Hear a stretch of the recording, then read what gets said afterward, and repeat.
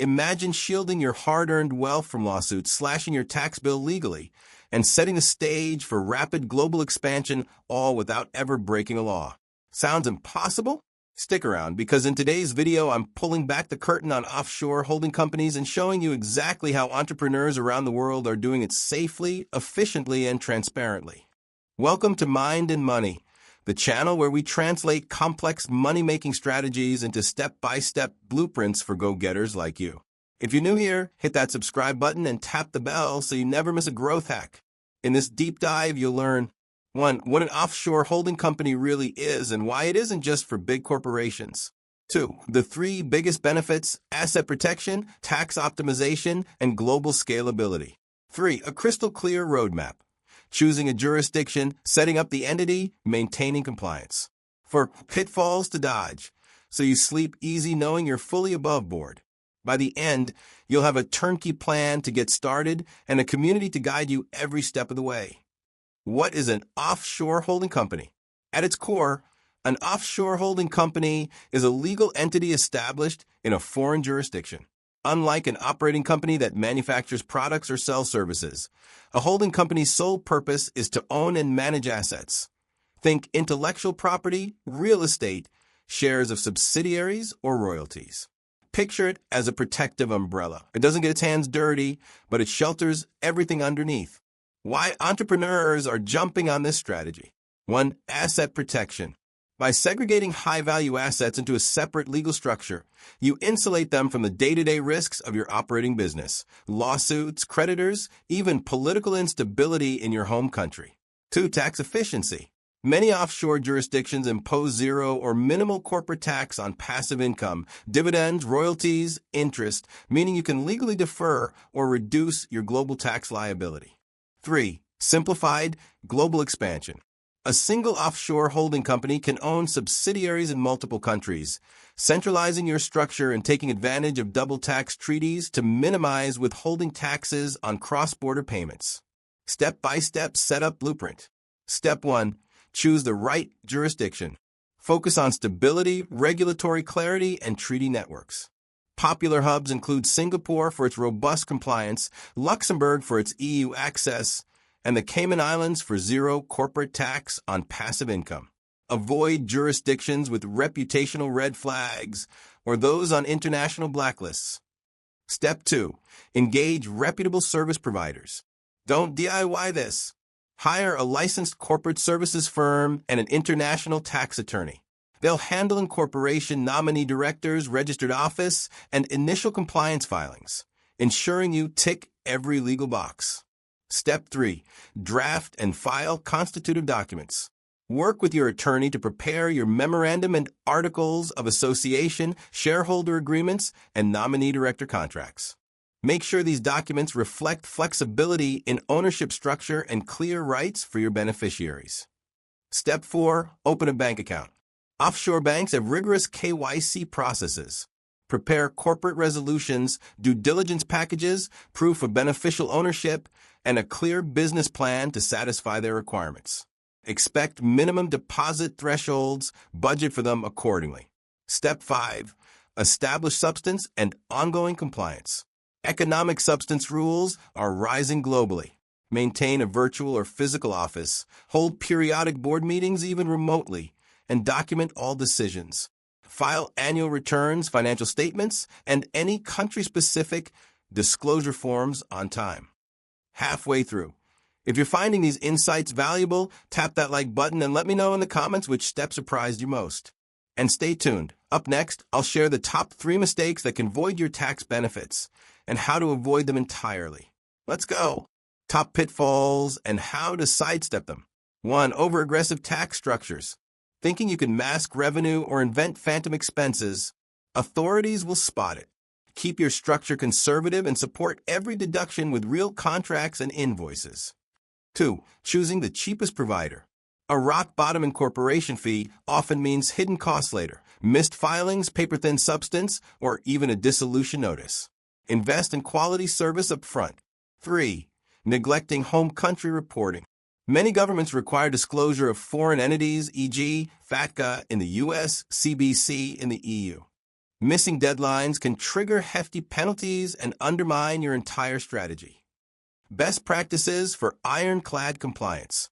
Maintain physical or virtual substance. Lease a virtual office. Hold quarterly board meetings over secure video. And engage a local service provider to manage administrative tasks. Detailed record keeping. Store minutes, resolutions, bank statements, and intercompany agreements in a secure digital vault. Transparent disclosures. Proactively file any required foreign entity reports in your home country to demonstrate your commitment to compliance. All right, now let's look at real-life examples of companies that applied these strategies. Firstly, let's look at TechScale Limited, a UK-based software as a service startup. After establishing an Irish holding company with a 12.5% corporate tax rate and leveraging double tax treaties, they redirected royalty payments through their holding entity, saving over £150,000 in the first fiscal year. They reinvested those savings into product development, fueling a Series A raise at a higher valuation. That's the power of a well-structured offshore umbrella. Secondly, Apple incorporated double Irish and Caribbean transfer. Apple routed its non-U.S. profits through an Irish subsidiary, Apple Sales International, which then licensed its intellectual property to a second Irish entity resident in a Caribbean tax haven with virtually zero corporate tax. This double Irish structure, often paired with a Dutch sandwich layer through the Netherlands, allowed Apple to report an effective tax rate as low as 0.005% on billions of dollars in European profits between 2003 to 2014. By holding IP rights offshore, Apple centralized licensing revenues in low-tax jurisdictions and deferred U.S. repatriation taxes for decades, until EU regulators ordered Apple to repay 13 billion euros in back taxes, a ruling later overturned on appeal. Thirdly, Google Alphabet, phasing out the double Irish-Dutch sandwich. For years, Google funneled global ad revenues through an Irish company, which paid royalties to a Dutch intermediary before sending them on to Bermuda, where income was tax-free. This double Irish-Dutch sandwich strategy let Google defer U.S. taxes on foreign earnings and slashed its overall tax rate. In 2018, following changes in U.S. tax law, the Tax Cuts and Jobs Act, and international pressure, Alphabet confirmed it would wind down this structure, but not before shifting roughly $22 billion through the scheme in a single year. Fourth, list Starbucks, Luxembourg rulings, and EU state aid. Starbucks structured intercompany royalty payments through its Dutch and Luxembourg entities.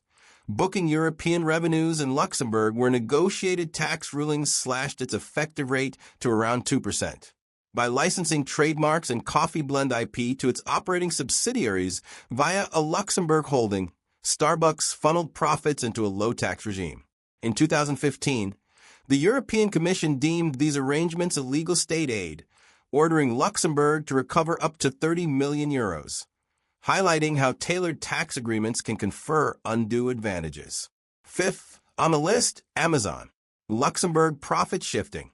Amazon's principal European subsidiary in Luxembourg reported heavy intercompany payments, licensing fees, interest to other group entities, creating paper losses in Luxembourg despite 44 billion euros in sales across Europe. In 2020, the firm's Luxembourg unit booked a 1.2 billion euros loss, resulting in zero local corporate tax and deferred profit recognition for years. EU investigations under state aid rules concluded Luxembourg granted Amazon undue tax benefits, estimated around 250 million euros, underscoring how holding structure can strip taxable base from high-revenue markets. Finally, Nike Inc., Bermuda, and royalty shifting havens. Nike funneled royalty payments on its trademarks through subsidiaries in Bermuda and other low-tax locales.